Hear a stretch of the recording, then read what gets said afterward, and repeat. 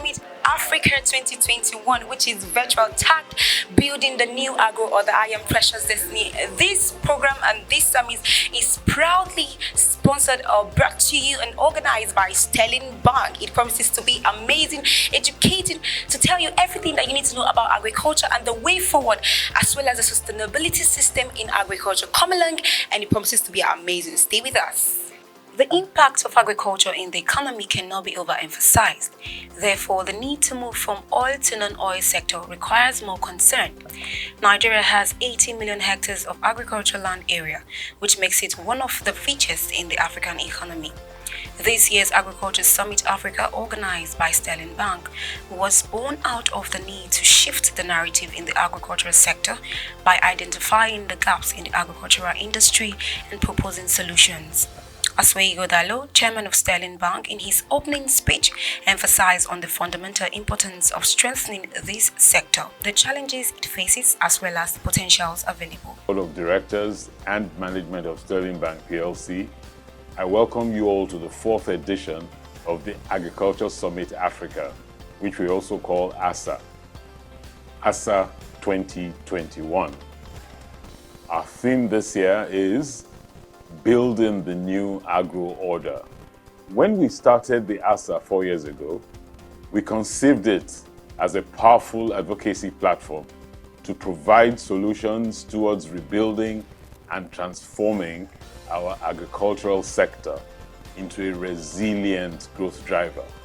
At Sterling Bank, we are committed to changing the narrative in this sector, and we will aggressively support efficient, focused, visionary, hardworking agents of growth, and thereby catalyze inclusive, diversifying, and revenue-boosting growth. The developed world is right in the middle of the 4th Industrial Revolution, and Africa is still way behind. This must change. Again, I welcome you all to this year's Sterling Bank Agricultural Summit Africa, Building the New Agro Order. To create a new agro-economy, the private sector must play a crucial role and young people must be involved. Agriculture has the potential to help Nigeria overcome its current problems and establish a stronger economy for the country. This is why Rashid Sarumi of Saro Africa, in his goodwill message, emphasized on the need for extensive agricultural extension services and farm mechanization delivery. According to him, mechanization is crucial for agricultural crop production.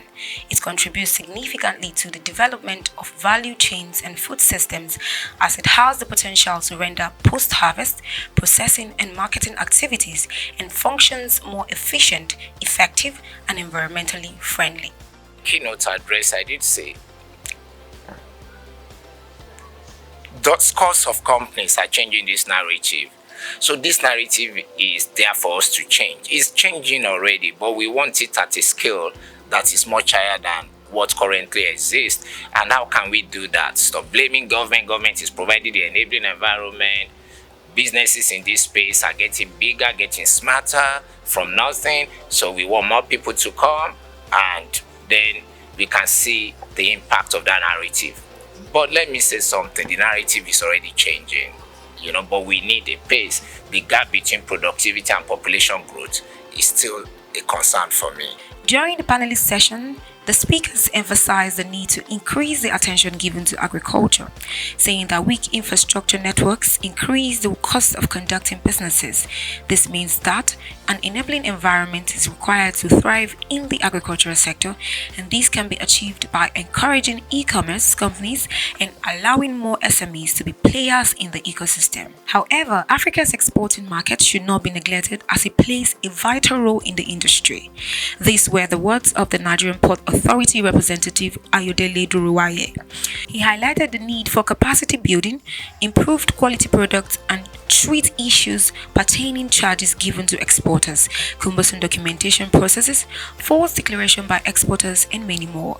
We believe creating an environment for business to thrive, the ease of doing business, and stronger regulatory practices will help to strengthen it. The Nigerian Ports Authority is already doing this. We are working with the Nigerian Export Promotion Council to create export terminals. In actual fact, these export terminals are supposed to remove as these trucks that you see along the port corridor. That's first step. And by doing that, we reduce the overhead that they normally will go through in terms of keeping these boxes on the trucks by ensuring that the consolidation, the examination, and the stuffing will be done within these terminals. We also are working with exporters to engage the terminal operators and shipping lines to ensure that priority is given to Nigerian export, and to also ensure that areas where we feel Nigerian exporters are being shortchanged are remedied. That is what the Nigerian Ports Authority is doing. We believe that government policies should be sensitive to Nigerian exports, like the NXP policy that came midway. It had the effect of holding down so many boxes of export at the port. We believe greater alignment between different government agencies will ensure that these issues are addressed. If at this stage some of those processes are still way behind, then we need to improve. We need to ensure that the process is improved rapidly and significantly to be able to meet global standards and compete in the global village. Very, very critical. That's part of what we're driving at 1.365. Let's get away from the pen and paper mode and basically ensure that we can get documents in an electronic form. Now we're talking across the world around things such as blockchain. Why are we still having to print pen and paper and then send things via post from one location to the other?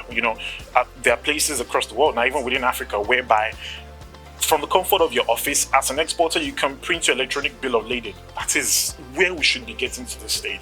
Rather than having people queue up in front of shipping lines to obtain documents, and 1,000 people actually, queuing up to get documents that should take a couple of minutes, it's taking weeks.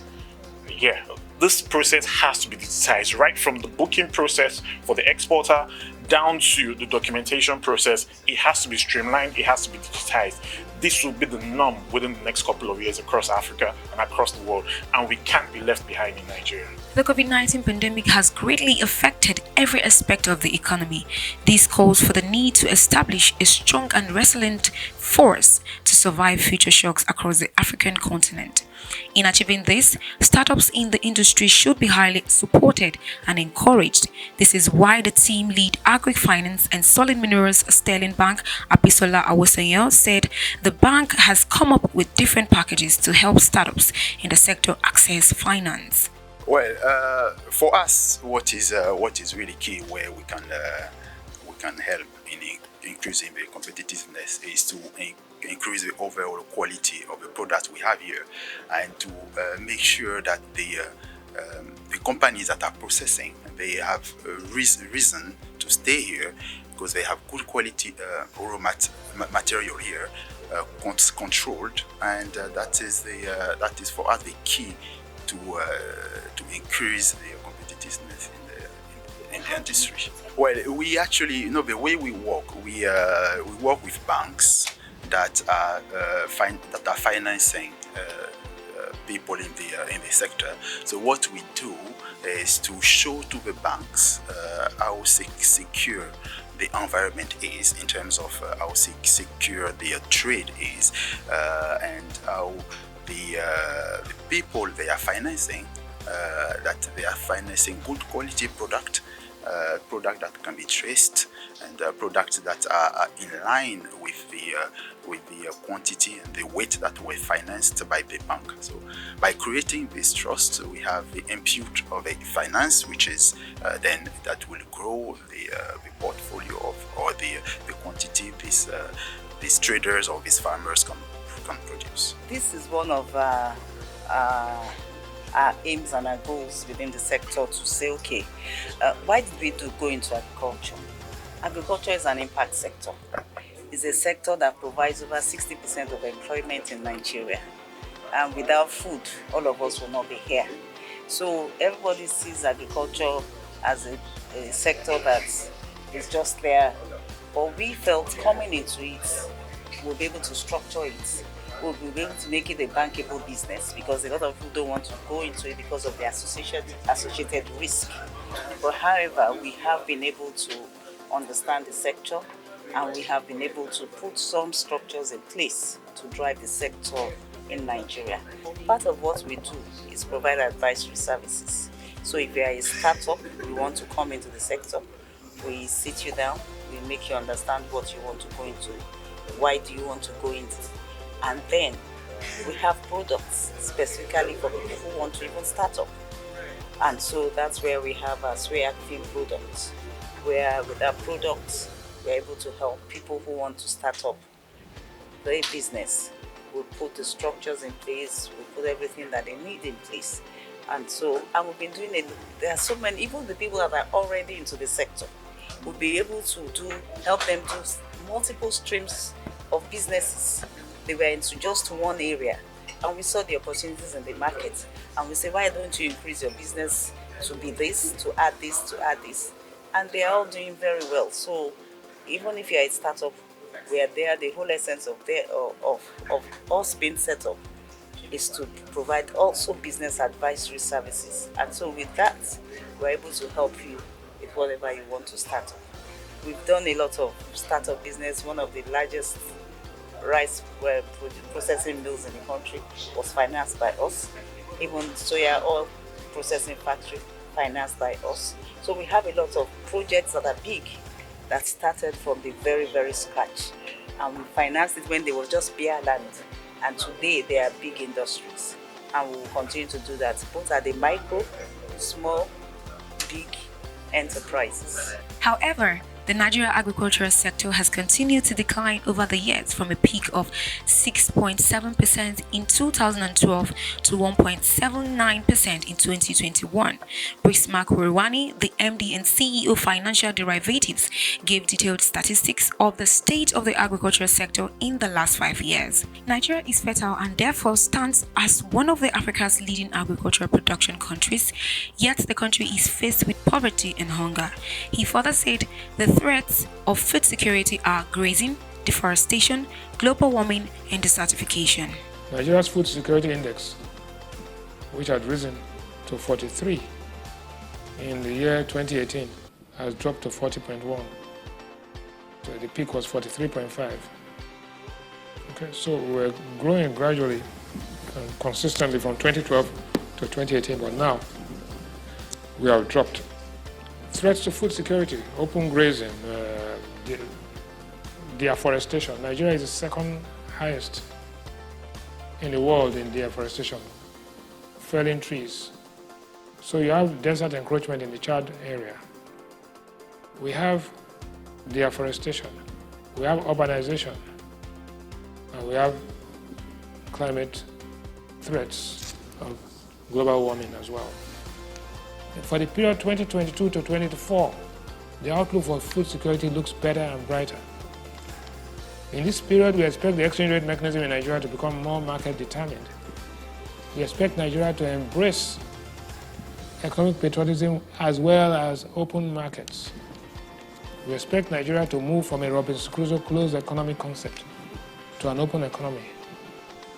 We expect the competitive rate of the exchange will bring the external price of Nigerian food and the agri exports in alignment with domestic prices.